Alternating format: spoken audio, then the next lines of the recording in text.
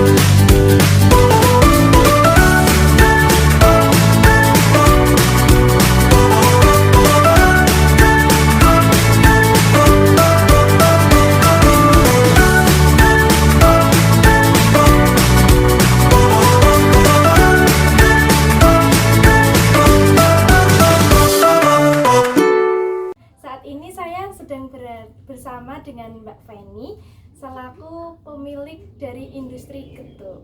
Nah, saya langsung bertanya aja ya Mbak, apa sih yang menginspirasi Mbak Feni untuk memulai usaha produksi getuk ini? Inspirasinya karena saya tinggal di Magelang. Ciri khas di Magelang itu oleh-olehnya ada yang namanya getuk. Nah, itu saya terinspirasi dari situ, dan kemudian ada banyak peluang untuk oleh-oleh getuk seperti itu. Berarti karena itu makanan khas dari Magelang. Iya, makanan khas dari Magelang. Oke, terus sejak kapan sih usaha ini berdiri? Udah lama atau baru saja? Baru kita mulai tahun 2018. Ya. 2018. Sudah lumayan lama ya Mbak, berarti 7 tahun lah. Oh iya. Terus apa usaha ini merupakan usaha dari Mbak Feni sendiri atau udah turun-temurun mungkin dari ibunya? Pernah dulu dari keluarga ada simbah buyut saya. Simbah buyut saya itu sudah mulai jualan getuk di pasar Jawinangun, Mbak.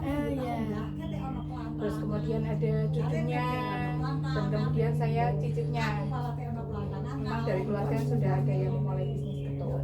Berarti dari keluarga dulu sudah ada, terus Mbak Feni meneruskan? Ya, bukan meneruskan tapi ya terinspirasi. Terinspirasi. Ya, oke, baik Mbak. Oke, terus mungkin saya bisa diceritakan gimana sih proses pembuatan getuk dari awal sampai akhir itu? Pembuatan getuk itu pertama kita ya dikupas dulu, dicuci. Itu ketelanya. Ya. Kemudian direbus itu selama kurang lebih 2 jam. Ya. Dikukus selama 2 jam. Kemudian nanti kalau sudah matang kita giling, kemudian ada proses pewarnaan. Itu kita pakai pasta beberapa rasa ya, kita pakai pasta, ada pasta pandan, pasta nangka, dan coklat. Kemudian kita bentuk dan dikemas, lalu itu siap dijual. Oke, jadi seperti itu ya proses pembuatan getuk dari awal sampai akhir. Nah, terus kalau buat bahan-bahan yang digunakan itu Mbak Feni ordernya dari mana?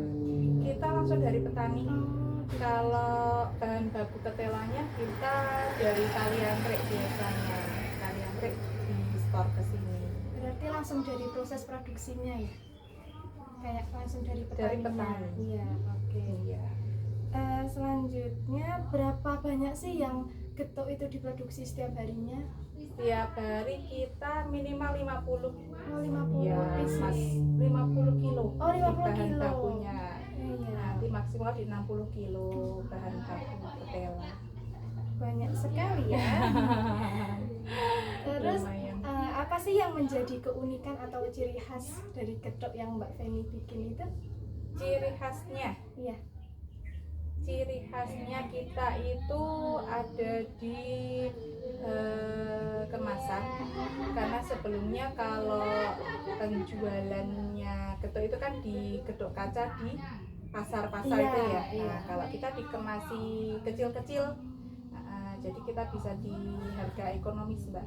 Jadi Itu ciri khasnya. dikasih mika gitu ya? Iya. Oke. Nah itu bisa juga ya buat hantaran gitu? Bisa. Bisa. Oke. Terus bagaimana sih Mbak Feni memasarkan produk getuknya ini? Kita memasarkannya selain offline, kita juga online. Ya, yang untuk offline-nya kita ke pasar-pasar, Mbak. Ya, kita jadi sistemnya sistem titip. Nanti kalau misalnya ada sisa, nanti kembali ke kita. Gitu. Jadi ke pasar yang ada di wilayah Magelang Ya, ya Mbak? ada yang di Magelang, cuma di Magelang aja sih, belum di luar kota. Baik.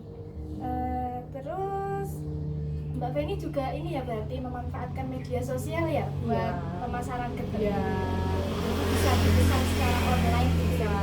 Ya. Oke. Terus tantangan terbesarnya Mbak Feni apa sih dalam menghadapi usaha ini mungkin? Tantangannya atau kendalanya gitu Iya. ya Mbak Linda. Di bahan baku terutama Mbak Linda, karena bahan baku itu kan untuk ketela tergantung di musim. Iya. Kalau misalnya di musim kemarau kita alhamdulillah ketelanya jadi. Oh iya. Ya, tapi kalau misalnya musim penghujan itu ketelanya jadi apa ya? Nggak kesat gitu. Nah, itu jadi gampang ya? Waktunya lebih pendek. Untuk makannya umurnya nggak panjang. Kalau biasanya kita 24 jam, itu mungkin berkurang beberapa jam. Terus yang kedua, untuk ketelannya itu ada yang nggak matang Mbak Linda. Jadi misalnya kita biasanya di 50 kilo, 60 kilo, itu ada yang nggak matang. Nah, itu jadi di kendalanya. Jadi kendalanya ada di ketelanya ya Mbak? Itu salah satu kendala. Sesuai cuaca ya berarti. Iya. Oke, mungkin usaha ini tuh menyerap tenaga kerja dari lingkungan sekitar atau bagaimana? Ya, alhamdulillah kita ada untuk karyawan produksi 5 karyawan itu dari sekitar kita. Ya, kita enggak sekali itu ya. jadi menyerap di ini sih lapangan Berarti pekerjaan. iya membuka peluang kerja Ya, bagi peluang masyarakat kerja. sekitar ya.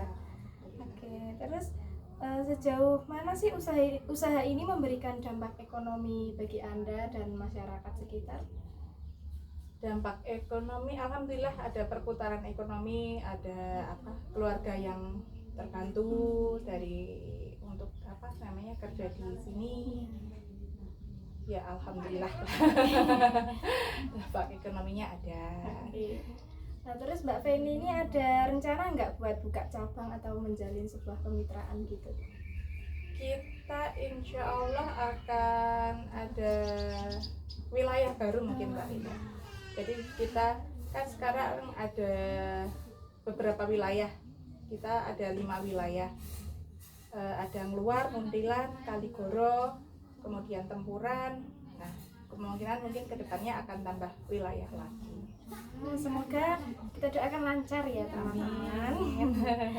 Nah, terus apa nih arti getuk bagi Mbak Feni itu? Arti getuk itu alhamdulillah bisa buat motivasi diri untuk bisa berinovasi, untuk menumbuhkan ekonomi, bisa membuka lapangan kerja, iya ya. Terus nih Mbak, yang terakhir, apa sih harapan Mbak Feni buat keberlanjutan makanan tradisional seperti getuk ini di tengah gempuran makanan modern?